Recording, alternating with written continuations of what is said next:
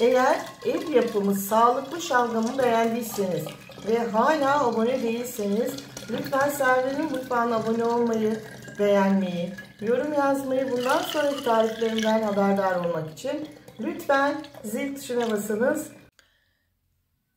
Server'in mutfağını desteklemek için lütfen puan vermeyi unutmayınız. Desteklerinizi bekliyorum. Çok teşekkür ederim. Merhaba arkadaşlar. Server'in mutfağına hoş geldiniz. Bugün sizlere şalgam yapıyorum. Evde sağlıklı şalgam nasıl yapılır? Hijyen. Bunu anlatacağım. Önce fırçalayarak siyah havuçlarımı, şalgam havucu bunlar, güzelce yıkadım. Daha sonraki aşamada içerisine bir tatlı kaşığı karbonat koydum. Böyle bu suda 1 saat beklettim. Şimdi duruluyorum ve kabuklarını şu şekilde soyacağım. Bir üst kabuğunu incecik alacağım. Şalgamdaki en önemli püf noktasını söylüyorum. Hijyen. Hijyen olmazsa yararlı bakteriler üremez, şalgam gerçekleşmez. O yüzden arkadaşlar hijyene çok önem vereceğiz. Kavanozumuz da hijyen olacak. Kullandığımız tüm ürünler. Bu şekilde şalgamlık siyah havuçlarımı böyle incecik incecik doğradık. Çünkü şalgam olduktan sonra arkadaşlar bunu biz bardağa koyuyoruz. Ve kesinlikle bunları atmıyoruz. Bunları da yiyoruz. Bunları da yiyin. Çünkü bunlar da turşu olmuş oluyor sonuçta, probiyotik. Şimdi hijyen bir kavanozum var. Öncelikle arkadaşlar bu şekilde. Şöyle arkadaşlar, benim %100 pamuk sirke bezlerim var. Bu sirke bezleri kesinlikle deterjanda yıkanmaz. Sadece zeytinyağlı sabunla yıkıyorum. Lekelere kalıyor. Bu da önemli değil ama deterjan değmemesi gerekiyor. Çamaşır suyu değmemesi gerekiyor. Şimdi mayamızı hazırlıyoruz. Mayamız için iri bulgurum var. 1 yemek kaşığı.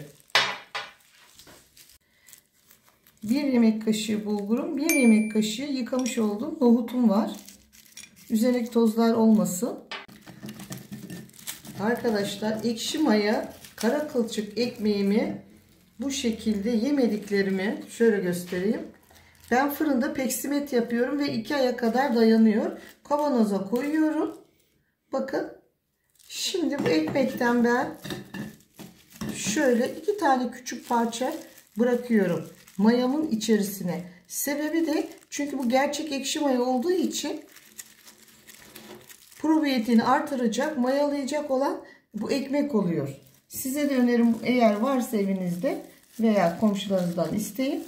Şimdi bunu güzelce ben yine pamuklu bezle bağlıyorum. Şey olmasın, sentetik lütfen kullanmayın. Çünkü bu turşumuzun içerisine girecek. Bu şekilde bağlıyorum. Şöyle yerleştirmeye başlıyorum. Tam 1 kilo havucum var. Şalgam havucu diye satılıyor bu arkadaşlar. Şu şekilde yatay kavanozunuzu koyarsanız böyle çok rahat bir şekilde dolduruyorsunuz. Şimdi hepsini dolduruyorum. Şöyle sıkıca bağlamış olduğumuz mayamızı tam ortasına bakın bırakıyorum. 1 yemek kaşığı toz şekerini ilave ediyorum. 3 diş sarımsağını ilave ediyorum. Bu tarifte limon tuzu var ama ben kullanmıyorum. 100 mililitre çay bardağımla gerçek tuz, Çankırı doğal tuzunu ilave ediyorum ve kalan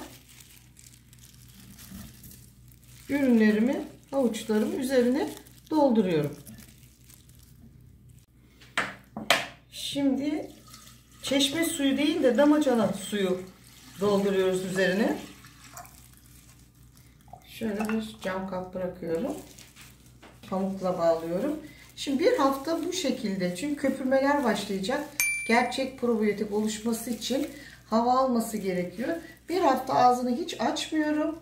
Bir hafta sonra ağzını açıyorum, çalkalıyorum ve kapağını kapatıyorum. Bunun özelliği arkadaşlar, karanlık ve soğuk yerde beklemesi. Bakın, bu doğal probiyotiğini en az 25 günde oluşturuyor. Ben o yüzden 25 günde 1 ay arası bekletiyorum. 1 ay sonra tekrar şalgamın oluşumunu sizler için çekeceğim. Şimdi bu ön çekimdi. Evet arkadaşlar, şalgamın tam bir ayda fermente oldu. Mis gibi. Ağzı kapalı şekilde böyle tülbentle beklettim. Daha sonra 3 hafta ağzı kapalı şekilde beklettim. Şimdi artık probiyetiği oluştu. Şalgamım hazır. Şu şekilde süzeceğim. Çok ağır, biraz zor kalkacak. Bir holi koydum. Üzerine süzgeçimi koydum. Daha sonra pürüzsüz olması için ben zeytinyağlı sabunla yıkıyorum. Deterjan kullanmıyorum. O yüzden bezlerim böyle lekeli gibi, kirli gibi gelir ama kimyasal olmaması gerekiyor. Kullandığınız örtülerinizde sıfır kimyasal. Daha sonra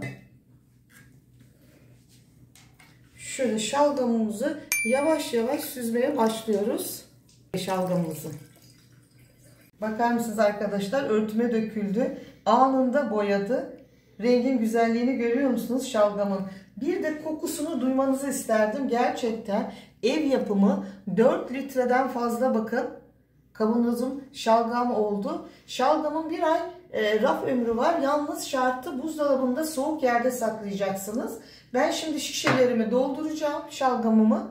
Ağzı kapalı şekilde yemeklerinizin yanında muhteşem lezzet olacak. Şu kokuyu bir daha kokuyayım. Arkadaşlar bir koku şahane. Şimdi size kalan malzemeyi de göstermek istiyorum. Bakın. Bunları da turşu bunlar aslında. Bunları da yiyebilirsiniz. Kesinlikle ve kesinlikle atmayın. Şu güzelliğe bakar mısınız? Şu da mayamız bakın. Şalgamı şalgam yapan budur. Şimdi bunu çöpe atıyoruz.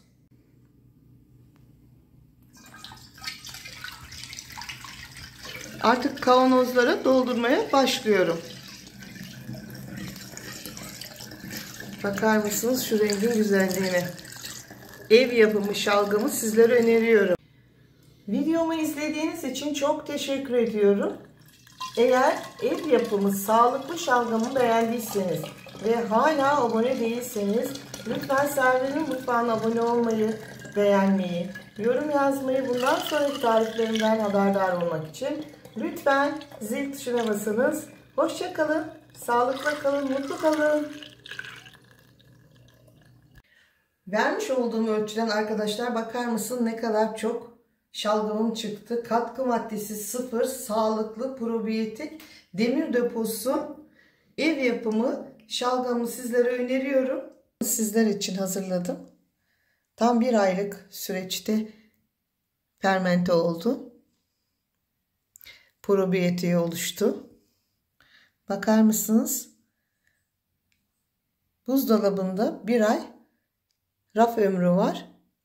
Bu güzel tarifimi sizlere öneriyorum. Gerçekten sağlık ve şifa. Şimdi Ramazan olduğu için içemiyorum ve şu havuçları da yiyemiyorum. Havuçlar da turşu gibi oluyor arkadaşlar. Sakın atmayın. Kütür kütür.